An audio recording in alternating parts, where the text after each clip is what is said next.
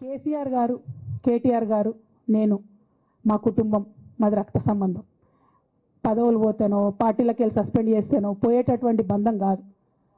కానీ ఎవరైతే vested interest ఉన్న పార్టీలు ఉంటారో, పార్టీలో ఉండి కేవలం డబ్బు సంపాదించుకోవాలనేటటువంటి ఒక ఆలోచనతో, వ్యక్తిగత లబ్ధి పొందాలనేటటువంటి ఆలోచనతో ఉన్నటువంటి వ్యక్తులు, వాళ్ళకి కావాల్సింది ఏంది? మేము ముగ్గురం కలిసి ఉండొద్దు, మా కుటుంబం బాగుండొద్దు, మా కుటుంబం విచ్ఛిన్నమైతేనే వాళ్ళకి అధికారం వస్తుంది.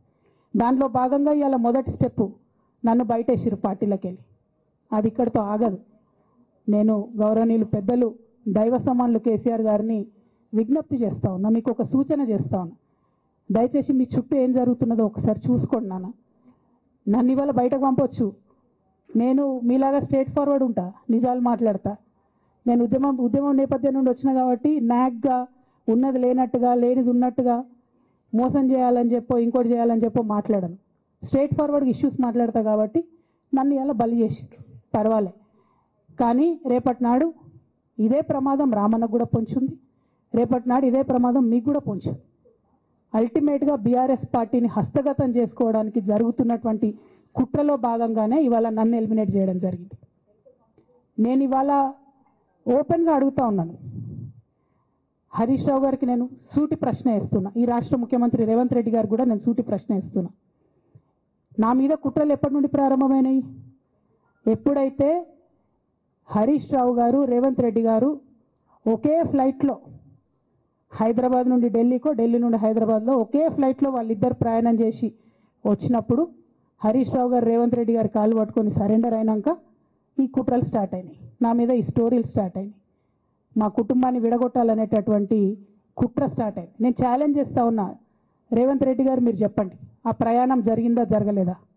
హరీష్ రావు గారు మీరు చెప్పండి, ఒకే ఫ్లైట్లో మీరు రేవంత్ రెడ్డి గారితో కలిసి వచ్చిండ్రా రాలేదా? ఆ తర్వాత నుండే నా మీద ఈ కుట్రలు జరుగుతున్నాయా లేదా? సరెండర్ అయింది మీరు. ప్రతి ఒక్క విషయంలో దాదాపు ఒక 7-8 ఇష్యూస్ ఉన్నాయి, ఇన్సిడెంట్స్ ఉన్నాయండి. అఫీషియల్ పిఆర్ఓ ట్వీట్ చేస్తాడు, Congress party official PRO tweet చేస్తాడు, ముఖ్యమంత్రి గారు పిఆర్ఓ, ఈ పాల వ్యాపారంలో అవినీతి జరిగిందని. తెల్లారి 2-3 పేపర్లలో వస్తుంది, 3వ రోజుకి మాయమైపోతుంది. అదే కేటీఆర్ గారినేమో 3 సార్లు విచారణ పేరుతో పిలిచి వేధిస్తారు. అంటే కేసీఆర్ కుటుంబం నికార్స్గా బరిగీసుకొని కాంగ్రెస్ పార్టీతో రేవంత్ రెడ్డితో కొట్లాడుతున్నాం కాబట్టి మా మీదనేమో కుట్రలు జరుగుతాయి, మా మీదనేమో కేసులు పెడతారు. మీ మాత్రం 1 or 2 days హెడ్లైన్స్ వస్తే తర్వాత న్యూస్ గాయబవుతుంది. ఎన్ని జరగలే చెప్పండి హరీష్ రావు గారి విషయంలో? ఫస్ట్ పాల వ్యాపారం మీద ఏమొచ్చినాయి ఆరోపణలు? ఆనాడు బీఆర్ఎస్ పార్టీ గవర్నమెంట్లో SC, ST, BC హాస్టళ్లకు Harish Rao గారి పాల వ్యాపారం నుంచి పాలు సప్లై చేసిరనే ఆరోపణలు అయోధ్య రెడ్డి గారు ట్వీట్ చేసిరు. గతం 2 రోజులు పోయిన ఆరోపణ, ఎందుకు? సరెండర్. నెక్స్ట్ ఒక అభియోగం చేసిరు ముఖ్యమంత్రి గారు, రంగనాయక్ సాగర్ దగ్గర ఆయన ఫామ్ హౌస్ ఉంది, అది ప్రభుత్వ భూమి, కబ్జా చేసిండని. 1 day headline, 3rd day news గాయబ్, నో కేస్ నథింగ్. కేటీఆర్ పరిస్థితి ఏంటి? ఎన్ని కేసులు పెట్టిరు కేటీఆర్ అన్న మీద? ఎన్నిసార్లు పిలిచిండు విచారణకు? ఇవన్నీ పక్కన పెడదాం, నిన్నటి లేటెస్ట్ ఇష్యూ మాట్లాడదాం. కాళేశ్వరం కానీ ఇంకోటి కానీ ఏ ప్రభుత్వంలో అయినా పొలిటికల్ పాలసీ చేసేవాళ్ళు, విధానపరమైన నిర్ణయాలు తీసుకునే వాళ్ళు ముఖ్యమంత్రులు ఉంటారు. కింద ఉన్నటువంటి మంత్రులు దాన్ని ఎగ్జిక్యూట్ చేయాలి. కేసీఆర్ గారు ఒక పాలసీ డెసిషన్ తీసుకున్నారు, నేను కాళేశ్వరం ప్రాజెక్టు కడతా, దానికి ఇన్ని డబ్బులు ఇస్తా అని. ఆనాడు మంత్రి ఎవరు? ఎగ్జిక్యూషన్ చేయాల్సింది ఎవరు? 2014 నుంచి 2018 వరకు తుమ్మిడిహెట్టి దగ్గర నుంచి మేడిగడ్డకు స్థలం మార్చినప్పుడు మంత్రి ఎవరు? ప్రాజెక్టులు డిసైడ్ చేసినప్పుడు మంత్రి ఎవరు? అన్ని మీటింగ్లు, టెక్నికల్ ఇష్యూస్ చూసుకోవాల్సింది ఎవరు? ఇవన్నీ రేవంత్ రెడ్డి గారు మాట్లాడారు. నేను మొత్తం అసెంబ్లీ స్పీచ్ చూడరు మీరు, వీళ్ళ మ్యాచ్ ఫిక్సింగ్ అనేది మీకు తెలిసిపోతుంది. ఏం మాట్లాడరు ఆయన. ఎంతసేపు కేసీఆర్ కాళేశ్వరం కట్టిండు, కేసీఆర్ కుటుంబం 1,00,000 కోట్లు తిన్నది. అరే 2007 నుంచి ఇప్పటివరకు కాళేశ్వరం 1,00,000 కోట్లు కూడా ఖర్చు కాలే. 1,00,000 కోట్లు ఖర్చు కాని ప్రాజెక్టులో 40 లక్షల ఎకరాలకు నీళ్ళియంగా కూడా 1,00,000 కోట్ల అవినీతి అయింది అంటారు రేవంత్ రెడ్డి గారు. దాన్ని మళ్ళీ ఓన్లీ కేసీఆర్ గారి గురించి చెప్తారు, హరీష్ రావు గారి గురించి మాట్లాడరు. ఎందుకంటే ఇంటర్నల్ అండర్స్టాండింగ్ ఉంది వీళ్ళిద్దరికి. నేను రామన్నను ఒకటే రిక్వెస్ట్ చేస్తున్నా, అన్న ఇవాళ మీతో బాగున్నట్టు వాళ్ళు నటించవచ్చు, హరీష్ అన్న కావచ్చు, సంతన్న కావచ్చు, కానీ వాళ్ళు మన మంచి కోరుకునే వాళ్ళు కాదు, వాళ్ళు తెలంగాణ ప్రజల మంచి కోరుకునే వాళ్ళు కాదు, వాళ్ళు కేసీఆర్ గారి మంచి కోరుకునే వాళ్ళు కాదు. వాళ్ళను మీరు దూరం పెట్టి రాజకీయంగా తెలంగాణ రాష్ట్ర సమితిలో ఇప్పుడు బీఆర్ఎస్లో పనిచేస్తున్నటువంటి హార్డ్ కోర్ కార్యకర్తలను దగ్గరికి తీసుకొని ప్రజా ఉద్యమాలు తీసుకొని ప్రజల దగ్గరికి పోతేనే మన పార్టీ బతుకుంటుంది, నాన్న పేరు బాగుంటుంది. ఇవాళ నాన్నకు సిబిఐ అనేటటువంటిది వచ్చిందంటే అది కేవలం హరీష్ రావు గారు, సంతోష్ రావు గారి అవినీతి వల్లనే వచ్చిందని మళ్ళొకసారి నేను గంటాపదంగా చెప్తున్నాను. ఇంకా గమ్మత్ ఏంటంటే ఇదే హరీష్ రావు గారు వాళ్ళ ఫాలోవర్స్ అంతా నిన్నటి నుంచి చెప్తున్నారు హరీష్ అన్న చాలా కష్టపడ్డాడు, డే 1 నుంచి ఉన్నాడు అని. డే 1 నుంచి లేడండి. చాలామంది రిపోర్టర్లకు తెలుసు, సీనియర్ రిపోర్టర్లకు డే 1 నుంచి లేదు. పెద్దసారు టీడీపీ నుంచి బయటకు వస్తుంటే మామయ్య మనకెందుకు, డిప్యూటీ సీఎం మనం ఎందుకు రాజీనామా చేయాలి, ఈ ఉద్యమం ఏమవుతుందో, ఈ పార్టీ ఏమవుతుందో మనకు రిస్క్ ఎందుకని ఆనాడు ఈనాడు పేపర్లో వచ్చింది. 1.5 కోటి తీసుకొని వ్యాపారం చేసుకుందామని హరీష్ రావు గారు ఎక్కడికో పోయిందని కూడా వచ్చింది. కటింగ్ కోసం వెతికిన దొరికినప్పుడు ఎప్పుడో ట్వీట్ చేస్తుందని నేను. బీఆర్ఎస్ పార్టీ ఆనాడు టీఆర్ఎస్ పార్టీ పెట్టినాక 9-10 నెలల తర్వాత వచ్చింది హరీష్ రావు గారు. డే 1 నుంచి లేరు. నమ్మకం లేకుండా ఆయన పార్టీ నిలబడుతుందో ఉంటుందో పోతుందో అని. ఓకే అయిపోయింది. రాగానే సారు పెద్ద హృదయం కాబట్టి క్షమించిరు, దగ్గర తీసుకున్నారు, ఎమ్మెల్యే కాకముందే మంత్రి ఇచ్చిర్రు, అన్ని రకాలుగా ఆదరించిరు, అన్నీ చేసిండ్రు. ఎప్పుడైతే పార్టీకి ఒక్క క్షణం చెడ్డ పేరు వచ్చిందో ఎక్కడ పోయిండండి ఈయన? చక్కగా పోయి వైఎస్ రాజశేఖర రెడ్డిని కలవలే? మీ అందరికి గుర్తులేదు ఆ ఫోటో? సీనియర్ నాయకులందరికీ బాగా మాట్లాడతారు, అన్ని దగ్గర ఉన్నా, నేనే ఉన్నా, నేను ఎక్కడ లేను. నిన్న పాపం చాలా మంది ఈ కొత్త సోషల్ మీడియా పిల్లలు ఉన్నట్టు వాళ్ళకి హిస్టరీ తెలియదు అనుకుంటా, అందుకే చెప్తున్నా ఇవాళ. అదేవిధంగా నేను పెద్ద ట్రబుల్ షూటర్ అంటారు. ట్రబుల్ షూటర్ కాదు, ఈజ్ ఎ బబుల్ షూటర్. ఆయన ఏంటంటే ట్రబుల్ ఆయనే క్రియేట్ చేస్తాడు, చేసి నేనే సాల్వ్ చేసినట్టు నటిస్తాడు. నేను లేటెస్ట్ ఎగ్జాంపుల్ చెప్తా పట్టురు. నేను మొన్న దాసోజు శ్రవణ్ అన్న ఎలక్షన్ ఎమ్మెల్సీ ఎన్నికలలో బీఆర్ఎస్ పార్టీ డిసైడెడ్ ఒకటే క్యాండిడేట్ని పెడదామని.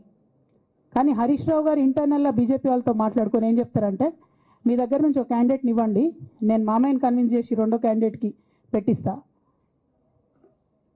అంటే he wants to create a trouble. ఈ క్రైసిస్లో ఆల్రెడీ మన పార్టీలోకి వెళ్ళి 10 మంది ఎమ్మెల్యేలు వెళ్ళిపోయినాక, 38 మందిలో 10 మంది పోయినాక నువ్వు ఇంకో సెకండ్ క్యాండిడేట్ని పెడితే ఎంత కన్ఫ్యూజన్ అవుతుంది? ఎవరెవరు ఓట్లు వేస్తారు? అంటే హార్స్ ట్రేడింగ్కి ఈయన ట్రబుల్ షూటర్ గారు ట్రబుల్ని ఓపెన్ చేస్తారు అన్నట్టు. నాకెందుకో లక్కీగా ఒక బీజేపీ ఎమ్మెల్యే గారు ఫోన్ చేసి, అక్క మరి పెద్దసారి పర్మిషన్ ఉందా హరీష్ అని ఇట్లా అంటున్నారంటే, నేను డైరెక్ట్గా పెద్దసారికే ఫోన్ చేసి నాన్న మరి ఇట్లా అంటున్నారు, మనం సెకండ్ క్యాండిడేట్కి పర్మిషన్ ఇస్తారంటే, nothing doing, only Shravan will get elected, ఎవరు చెప్పారు మీకు అని అంటే, నేను ఆ విషయం వెంటనే అటువైపు కన్వే చేసిన, లేదండి మాకు అట్లాంటి ఆలోచన లేదు. ఎందుకు ఈ రీసెంట్ ఎగ్జాంపుల్ చెప్తున్నా ఇవాళ అంటే, హరీష్ రావు గారు ట్రబుల్ క్రియేట్ చేసి ట్రబుల్ని మాఫీ చేసినట్టుగా ప్రయత్నం చేస్తారు. బీఆర్ఎస్ కార్యకర్తలందరికీ నేను నా తమ్ముళ్ళకి రిక్వెస్ట్ చేసి చెప్తున్నా, మా చెల్లెలకు రిక్వెస్ట్ చేసి చెప్తున్నా, మీకు పెద్ద స్థాయిలో జరిగే అన్ని విషయాలు తెలియకుండా అందరూ మన వెల్ విషర్స్ అనుకుంటారు. అది మీ తప్పు కాదు. ఎందుకంటే కేసీఆర్ సార్ అంత ఓపెన్ మైండ్తో ఓపెన్ హార్ట్తో ఉంటారు కాబట్టి బీఆర్ఎస్లో ఉన్న అందరూ అట్లే ఉంటారు అనుకుంటారు. కానీ చాలా మందికి చాలా హిడెన్ ఎజెండాస్ ఉన్నాయి. ఒక పక్క కాంగ్రెస్తో కలిసి ఉన్నారు, ఇంకో పక్క బీజేపీతో మాట్లాడుతున్నారు, ఎవరితోనో అవసరమైతే అటు మాట్లాడుతున్నారు. అదేవిధంగా 2018 ఎన్నికలలో హరీష్ రావు గారు 20-25 మంది ఎమ్మెల్యేలకు ఎన్నికలలో అడిషనల్ ఫండింగ్ ఇచ్చారు, పార్టీ ఇచ్చింది కాకుండా. ఏడికేలు వచ్చినాయి హరీష్ రావు గారికి అన్ని డబ్బులు? 100% కాళేశ్వరంలో జరిగిన అవినీతి నుంచి వచ్చిన డబ్బులే.